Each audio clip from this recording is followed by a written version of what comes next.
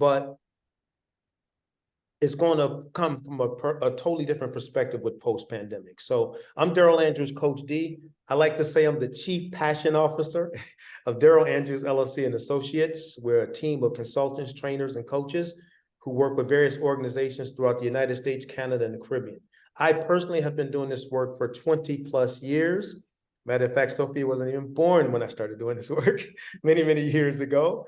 And so, but we love what we do. We have a passion for it, and we've made a difference, I believe, in the lives of a lot of individuals and organizations throughout the three places we mentioned: United States, Canada, and the Caribbean. So again, if you can go into the chat feature, tell us where you're from, and as you feel compelled, as we go through this information, if there's any point you have a question or you have a thought. I always tell people, just keep the thoughts at a minimum because a lot of times as leaders, we can get a thought and we can run for it for 5-10 minutes and we don't have that much time. So if we could just keep it at a minimum, but I want your feedback, because what I'm going to be sharing with you is not rocket science, let's say. It's going to be information that's going to be helpful as it relates to this challenge that many of us are facing, and that is this whole thing of post-pandemic leadership.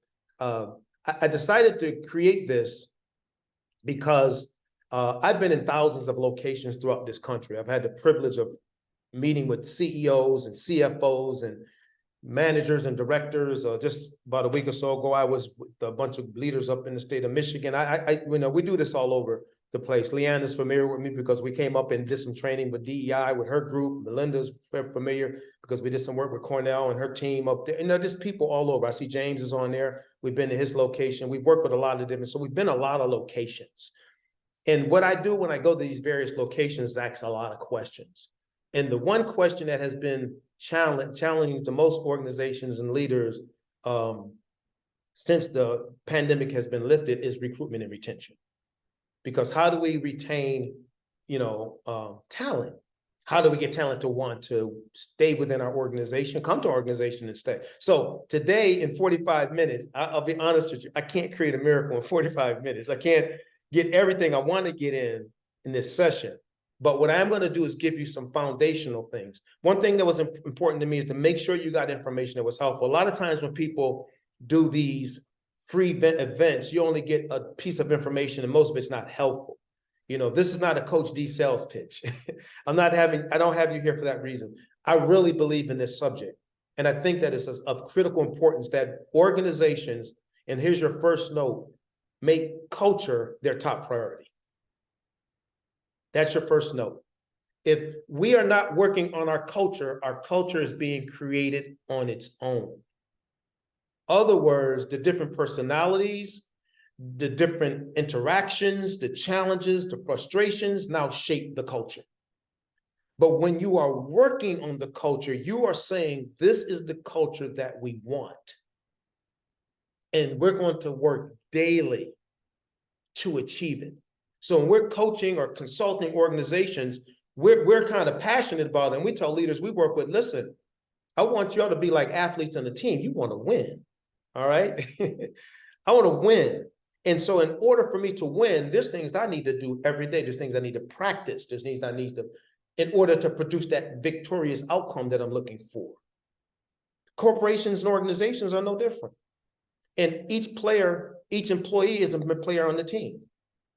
So I want to talk about that for just a few moments and hopefully give you some information. As we do these, we're going to do once a month, no costs, just about 45 minutes, not just on post-pandemic leadership. We do a lot around self-care and things like that, but just a free little lunch and learn to kind of give some information that could be helpful in this era of we need to build these cultures, because that's kind of the era we're in.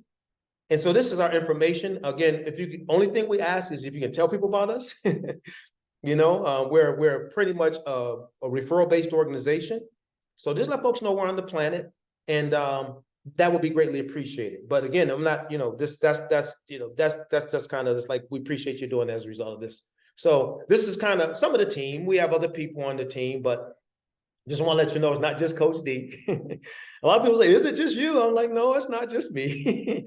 These aren't even all the folks. We got multiple consultants. We have a VA. We have different people. We have marketing. We have all kinds of folks doing different things.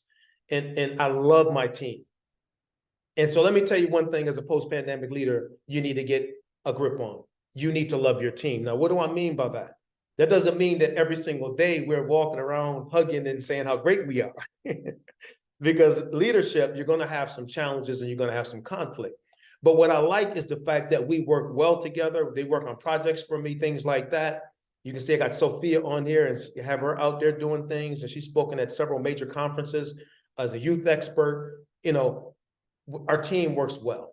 You know, former NFL player Mondo Davis is on there. And Pierre Campbell, who I've been running with the longest, one of the best leadership development people I know out there. You know, we have a bunch of people where I can go through all of them, but this is what I call my dream team. Okay.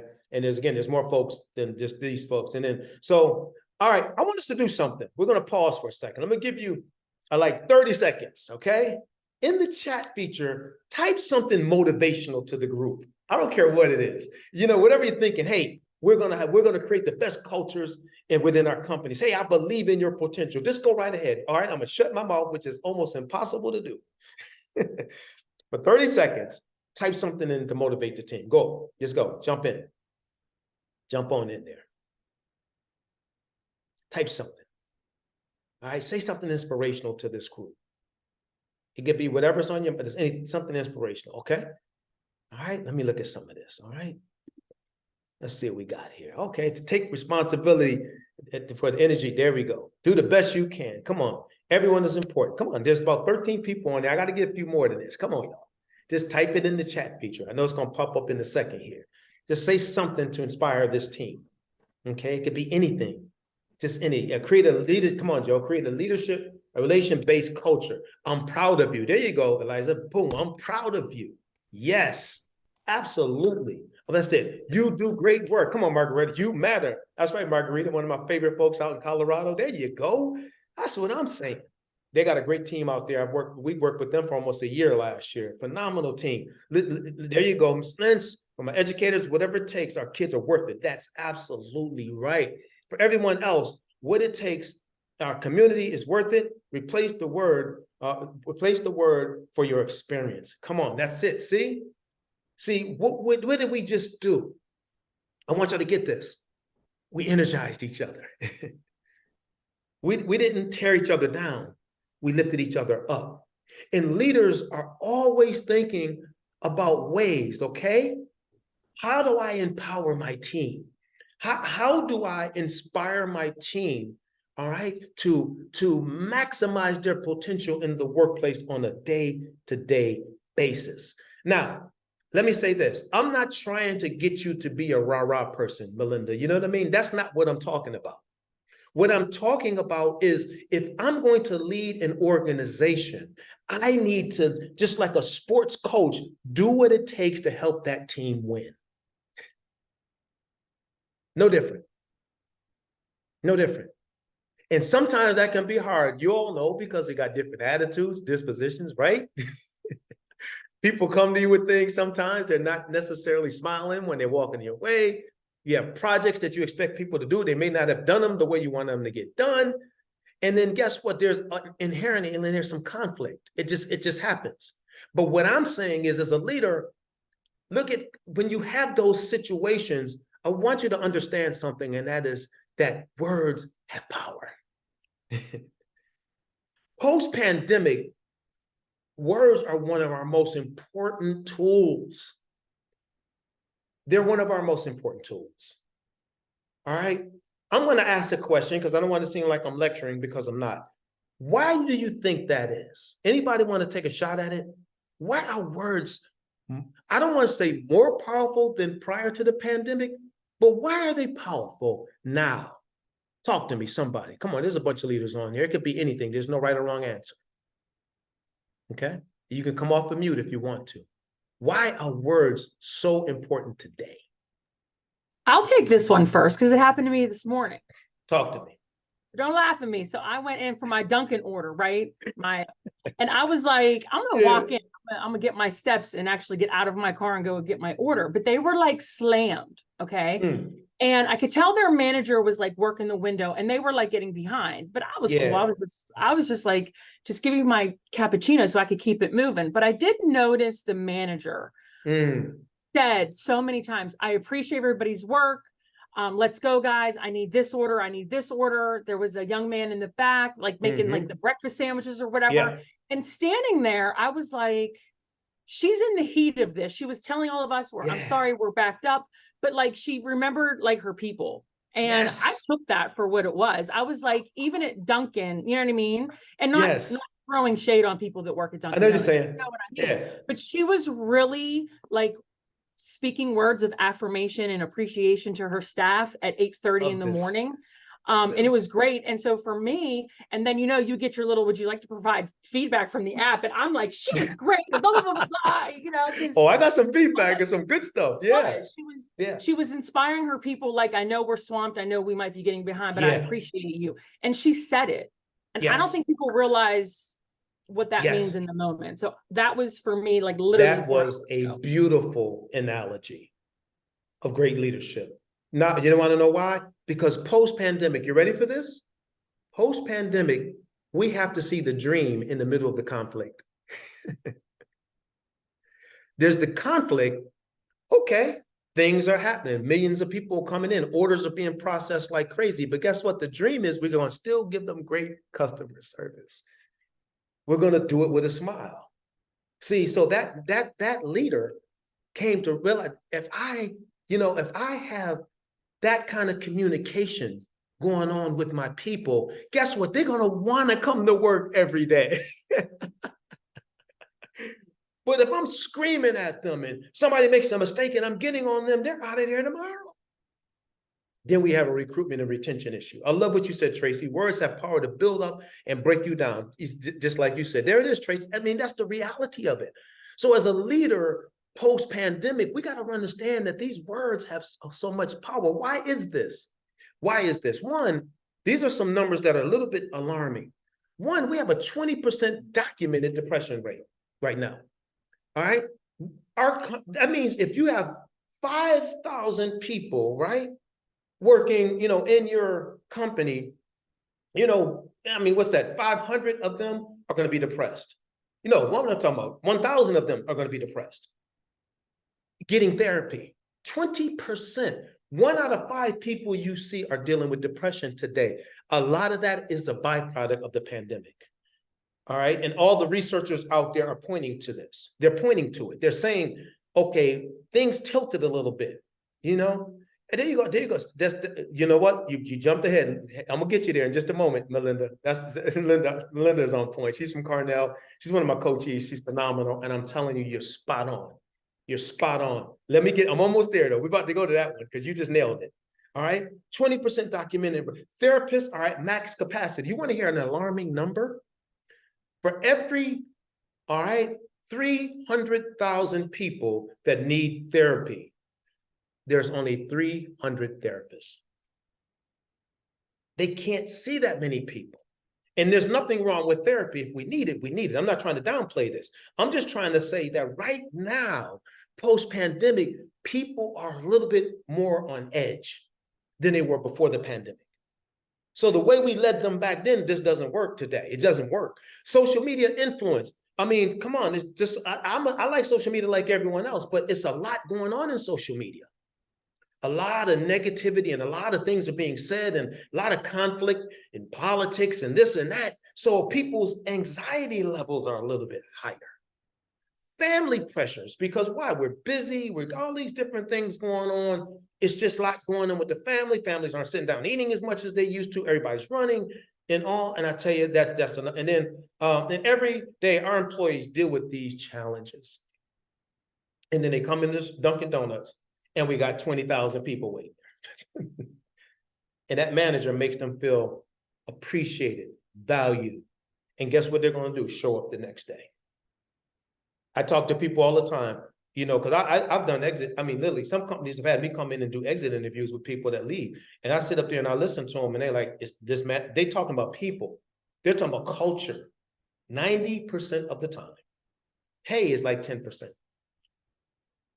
It's usually culture. All right. So what you have to understand is sometimes people profit over people. You know, it's all about just making sure that we're profitable, and projects and processes over people. It's always amazing to me. The most important aspect of any organization's success are the people doing the work, yet sometimes they're left at the bottom of the heap. Everything else. So that's why I say leaders talk to, when I deal with high level leaders that are running these organizations, I always say you can't be so focused on the bottom line that you don't remember the people who are down there making the bottom line happen. It's just, you know, it's not gonna, you're gonna find yourself with some problems. And so we got to understand that people have to, post-pandemic, we have to train leaders, and you're going to hear me talk about the term upskill. All right. And so upskill leaders to be able to lead people. Yeah, I was able to get on. So what I'm going to do real quick, let me start, because we got folks coming in, and I'm going to mute just in the background. Okay. All right. Mute on. All right. And so I just want you to know that these are all, let me go back to these slides here. I want you to know that this right now, this is no longer acceptable. That's how it was before the pandemic. I used to work for a big Fortune 500 company. It was all about that bottom line, man. They didn't care if you had a cold, the flu, a broken leg. They didn't care about anything. You better hit your quota. You know, that is not going to fly today, my friends, okay? So a post-pandemic reality is people are not quitting jobs, they're quitting cultures and leaders. Please write that as a note. I want y'all to get this. They're not quitting jobs, they are quitting cultures and leaders. When you talk to people, 9 times out of 10, why they're not staying is a conflict they have with somebody. And they can't take the conflict no more. You see? Now, let's go back to what I said a little bit earlier. That doesn't mean necessarily that that we're not going to have. Remember, we said conflict. We got to see the dream. Remember that quote, that statement? We got to see the what? Dream in the midst of the conflict. That's what leaders are. That's not for everybody. Everybody in your team is not going to be there. You're the leader, so you have to. You're pointing to the true north. So what you're saying to the team is simply, hey, yeah, we're dealing with this, but how do we get through it? So let me move on, because I'm gonna get to some key points I want you to think about. So what is post-pandemic leadership? Okay, y'all, now I don't share this with, but I'm about to share to everybody. I don't share this with everybody, okay? All right, Pierre, do I share this with everybody? I just saw Pierre pop down. I don't share this with everybody, do I? I don't share this with everybody. This is one of this is my main man right here. This is my running partner, consultant, Superman, leadership consultant. We do great work together. Pierre, I don't talk, what I'm about to share, I don't share with everybody, do I? I think only me and you and a few handful of people know this. All right. I'll tell you, ever get that guy to work with you, you talk about a leadership coach. He's phenomenal. Okay, ready? Here we go. Get ready. We're about to redefine leadership. All right, I'm gonna do a Coach D moment. Type in the chat feature. I'm ready, coach. Come on. I'm gonna make y'all, we got work for this. Come on, type it in the chat feature. Say, I'm ready, coach. Come on. I'm ready, coach. Bring it. Come on, Leanne. You're gonna type that in the chat feature. All right. Come on, Eliza. Come on, Melinda. Oh, come on, I'm ready, coach. Bring it. All right, I'm doing a little bit of coaching thing right now. I just gotta get understand. I stay ready. I like that. Yeah, I hear you, girl. All right, ready?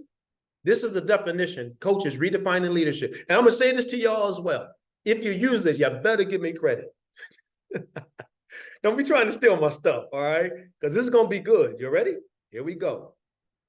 This is the new Coach D, Daryl Andrews Enterprises, LLC definition of leadership. Pre-pandemic, it was the ability to guide, govern, and influence. That was the basic, general leadership thing pre-pandemic. If you're going to be an effective leader, this generation that recruits and retains people, builds successful cultures, let me give you a different type you see, it's the ability, post-pandemic is the ability to listen, understand, and engage. Oh boy, I've seen some leaders struggle with that one right there, boy. I've been to some trainings like, why, coach? It's all about the people. I said, yeah. It's not all about them, but you as a leader can no longer ignore them. You can no longer just tell them what to do and expect them to do it. Millennials aren't having that.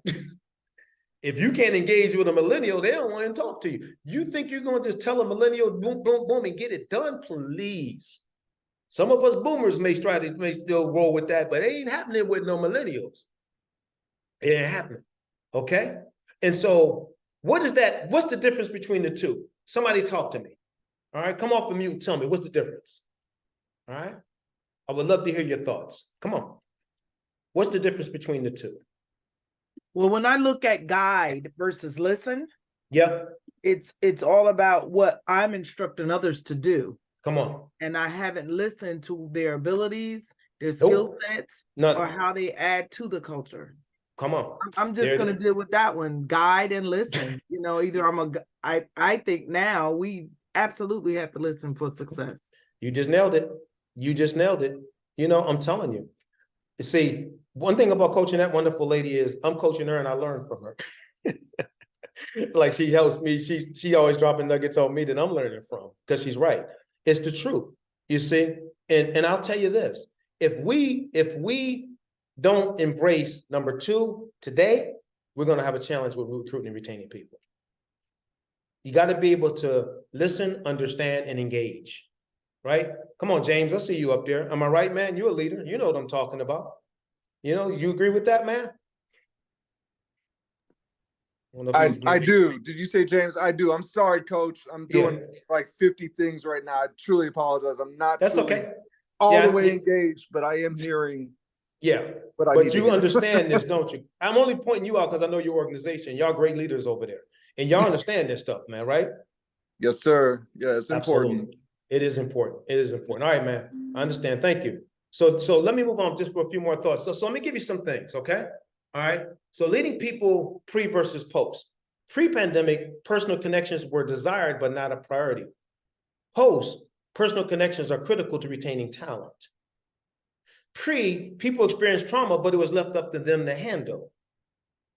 Post, organizations are pouring millions into self-care and wellness.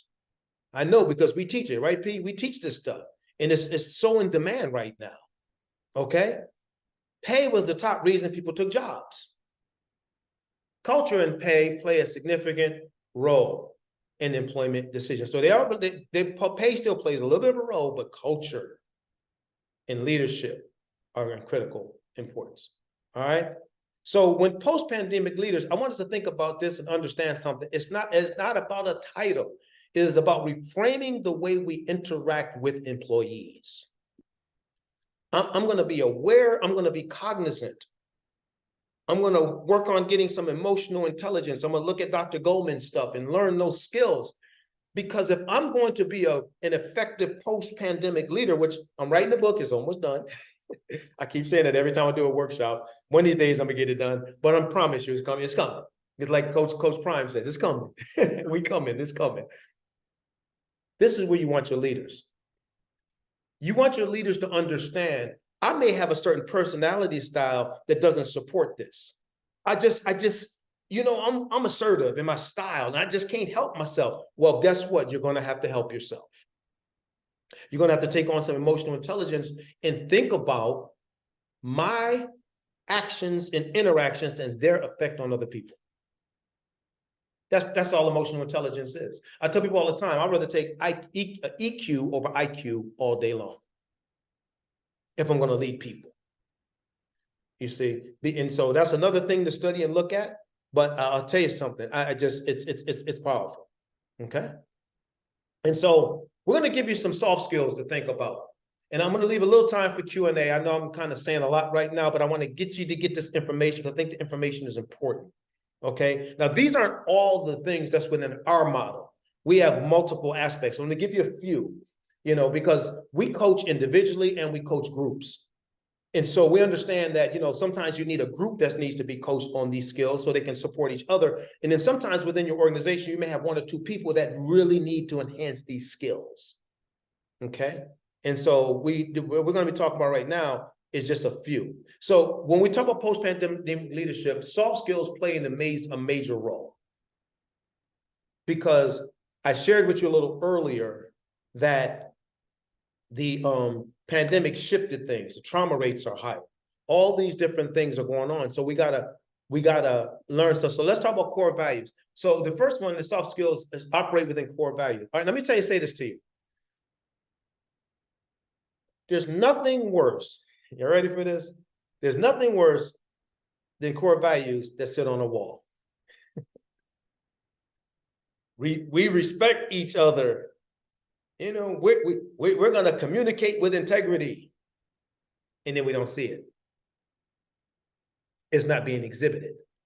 All right. So post-pandemic leaders focus on core values driving their daily actions and interactions. Let me ask a question. Why do you think that's important? Anyone, feel free to jump in. Why is it important for us collectively?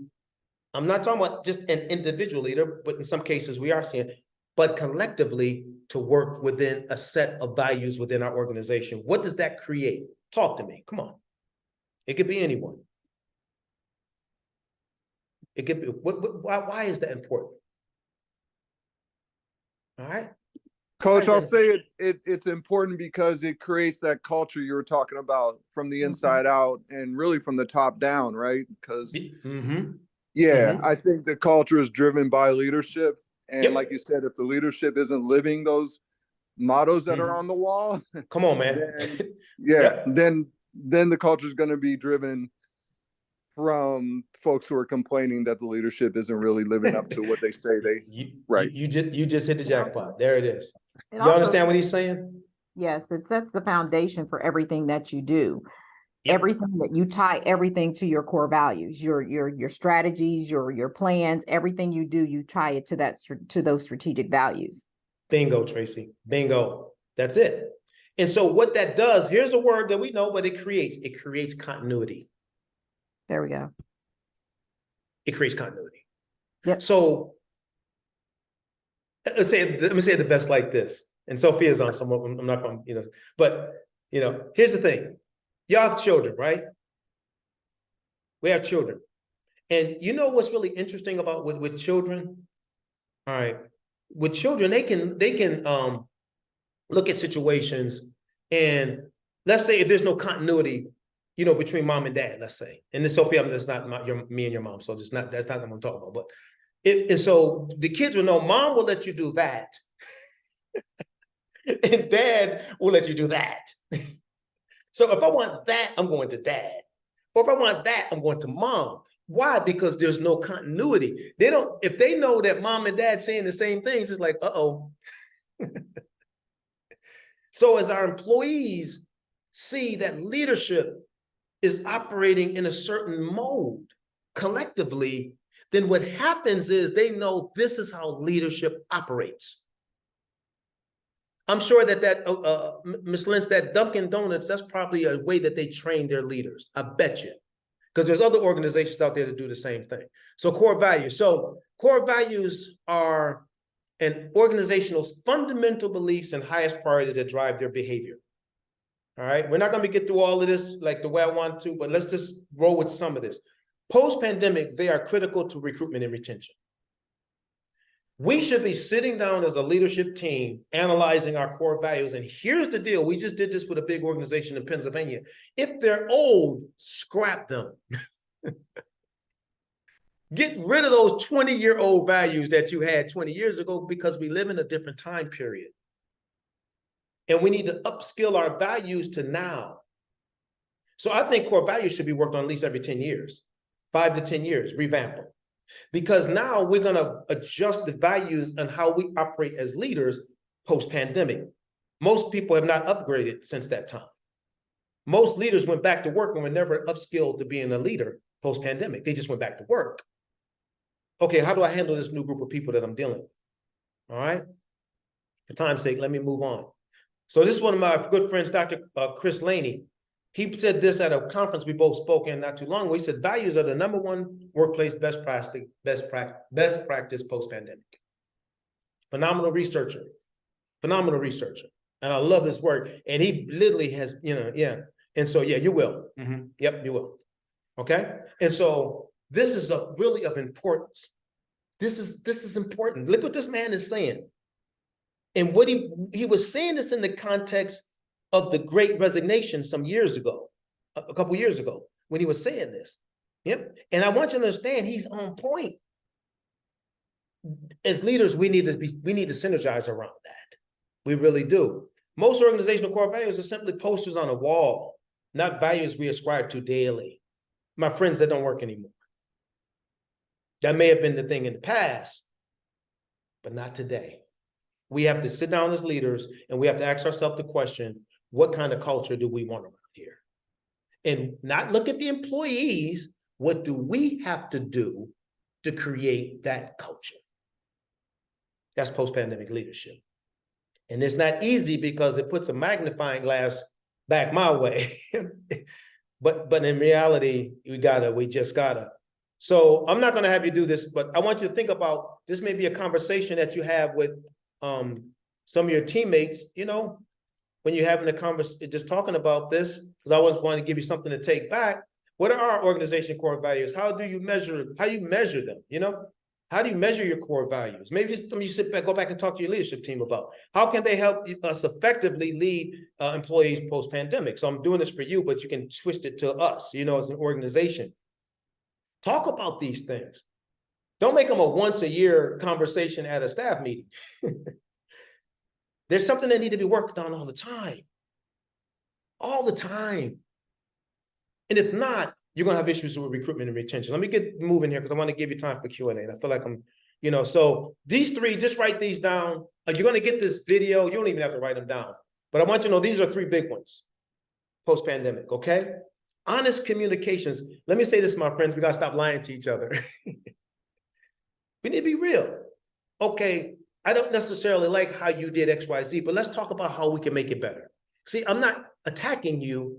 I'm telling you I wasn't too excited about it, but let's talk about how we can make it better. It's a different type of a communication. And then also people need to know expectations. A lot of times people have jobs, they don't know what their expectations are. Tell them, this is what the expectations are. This is what you're going to be measured by. Respect has to be both ways. Sometimes leaders think you're supposed to respect me because I'm the leader. No, I need to respect you too. So how do we create that culture around respect for each other? And lastly, which is powerful, if I had 2 hours with y'all, we can dive into this last one, modeling behavior. I've been blessed to have had some of the most significant leaders in my life. And what I've gotten from them is just watching them. Just watching them. And I've learned so much by just watching because they modeled the behavior that they talked about. You see? So this is really important. Yep. And so, I'm sorry, I don't know why Siri's on. All right. And so the second one and the last one I'm gonna talk about is active listening. All right. And so let's go on, just go to the next slide because for time's sake, this is important. Post-pandemic leaders must be present. Please write that down as a note. Post-pandemic leaders must be present. That's the point I really want you to get out of all of this. Being present, okay, is not like it was before where we could multitask and do things while we're talking to people. What I want you to see in this one right here is that post-pandemic, I need to be there connecting with my staff member. If I'm a leading leader, with that leader. In other words, I got my computer down, my cell phone down, and we're having dialogue. And I'm listening to what they're saying. And then once I listen, you know, there's different things you want to do, smile, notice your posture, things like that. But then here's a model from two great doctors that I know. I actually had a conversation with Dr. Rolnick over in Wales, and he created this thing called OARS. And he said, basically saying this is a phenomenal way of connecting with open-ended questions, affirmation, reflective listening, and summarizing. Just those 4 things called the OARS. And it's a model that's designed for me to connect with people. So as a leader, we need to embrace OARS. We need to embrace OARS. All right? We've got a few more thoughts here, and I'm gonna give you some time for questions. One last little idea I want to give you is something we do called a virtual cup of coffee. If you're leading 15 people, have a virtual cup of coffee with each other. And don't talk about work. Get to know them personally. Post-pandemic, people love when you make personal connections. when you make personal connections. All right. And so this is just a little tool that I want to give you. And then another thing is too, maybe think about getting a leadership journal and documenting your interactions with different people, both good and challenging, so that you can know, okay, this seems to be a pattern of a challenge with this person. And when it's good, oh, we got a good flow going. So as a leader, you may want to journal your leadership process. All right. You know, so yeah, thank you, James. So these are just some ideas to think about. That virtual cup of coffee, we've done that with several of our customers, and I'm telling you, it's made a huge difference. Made a huge difference for them. Huge difference in the way they're engaging with their people. So create a strategy, possibly create a leadership journal, note wins and losses, consider PD or coaching for leaders who need to upskill. Some people will say, I always thought it was funny. Some people say, we can't invest in folks doing that. So you can invest in everything else, invest in your people. As much as, invest in your people, because they're the ones that's going to drive this machine. And many of you on here are customers of ours. I love the fact that your organizations have invested in you and made you a priority. And so I'm glad to see that so many folks are on here that we've interacted with. Let me hear it for time's sake, because I know we don't. I'm gonna leave you with a quote. Don't have much time. I had a chance to speak at a conference with Bernice King one time, Dr. Martin Luther King's daughter. It was one of the greatest presentations. It was one of the greatest experiences, because we were in the green room talking about everything. And she's such an amazing woman. And I remember she started her keynote off in the morning. I had to do the luncheon keynote, 6,000 educators in Dallas. I was like, why do I have to be the luncheon after this woman? And she started her keynote off by asking a question. And the question was this: why what makes my father known worldwide? What's making my father known worldwide? And she put that question out there, and people just didn't, they didn't know how to respond to that. Okay, they didn't know how to respond. And she finally came back and she said, okay, here's how I want y'all to get. This is what I want you to get. Everything y'all said, the dream speech and all that, that's easy. Yes. But she said, my father was known worldwide because when most people were going with the grain, he went against it. And nobody ever remembers people who go with the grain. She said, you have to be a trailblazer. You have to be a game changer. There's things you have to do if you want to change things. So sometimes you have to challenge the status quo. And great leaders know that, and post-pandemic leaders are always working on that. So thank you so much for your time. I actually had one more, I don't know what happened to that, but it kind of disappeared. Let me see if I can get that back up. Okay. All right. And so if you're interested and you want to chat with me, this is some way to connect with me right here. You'll be getting this slide, so you don't have to worry about all this right now. But not sharing. Oh, it's not sharing? Okay, thank you, Pierre. It just somehow went off the grid. All right, there it is. And so that's how you get in touch with me. There's some information there. If you want to do a debrief, reach out to us at info@coachdspeaks.com, because I know 45 minutes or 50 is not that much time, And so I just wanted to make sure you got that. There's my QR code. You can download my card. There's some information about who we are, what we do. If you want to go there, that tells you a little bit about that. That's my only sales spiel for right now. We'll jump off.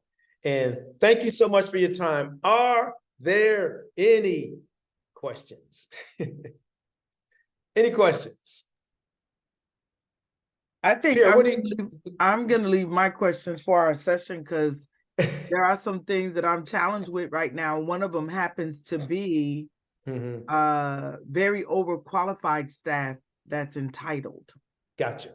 Yep. And for those you don't know, Melinda works with Cornell University. She's one of my coachees, and been coaching her for one long time. So we'll analyze that during the coaching session. Anybody else? Pierre, what are your thoughts, man? You're a leadership expert. This is what you do, man. Talk to us real quick about what your thoughts are, man, because we've had 1,000 conversations around this.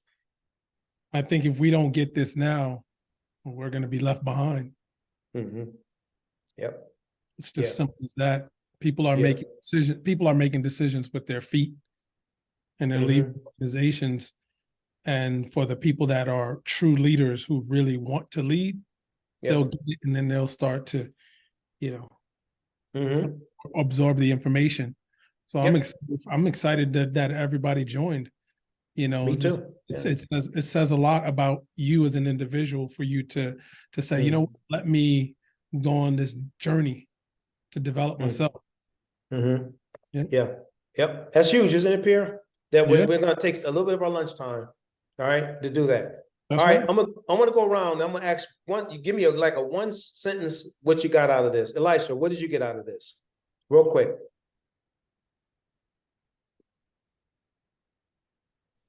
If I can't hear you.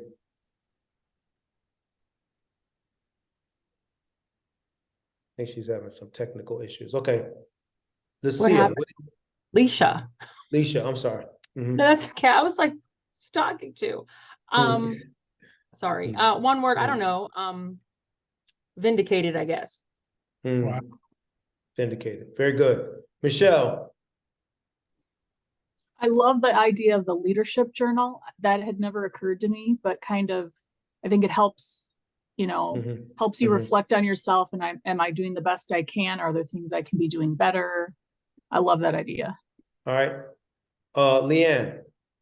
I got a lot out of this, as I'm trying to be a better leader myself. But you know, obviously modeling behavior, but that my words are the most important tool, to my team. So we just need to keep keeping that in mind, you know, to move forward.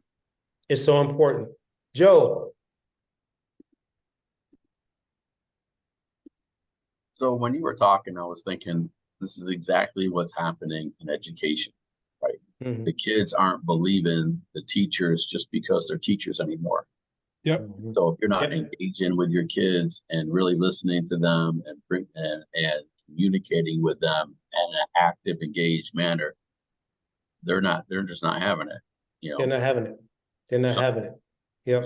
And Joe and I've known each other for many years, but I've been coaching him on this, but he's built up a successful program for young men in Syracuse, New York, my hometown. It's phenomenal, the work that they're doing up there.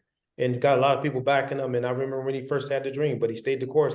Most importantly, he believed in those young people. Now those young people believe in him. So Joe, job well done, man. Job well done. Thank you, sir. Yeah. And he's one of the few folks that flew to Orlando to be coached. So some of y'all got to get on that Orlando thing. You know what I mean? He came down. We spent 2 days. We went to Disney World. We hung out, didn't we, Joe? We had a good old time down here. So, all right. And Margarita, what's going on, my friend? Where is she? Is she still there? Oh, I think we lost her. I want to hear from her out in Colorado. I know they doing some amazing work on there. So anyway, thank you all so much for your time. I just put in the chat feature, if you want to schedule a time to kind of debrief, there's the link to do it. The Calendly account there. I'd be willing, 15, 20 minutes to talk a little bit about this. So, but thank you all so much for your time. I appreciate your engagement. And we're going to be doing a monthly lunch and learn. So get ready for the next one. All right. Take care, everybody. Appreciate you. Thank you. Thank you. Appreciate all that. Thank you now. Bye-bye. Bye-bye.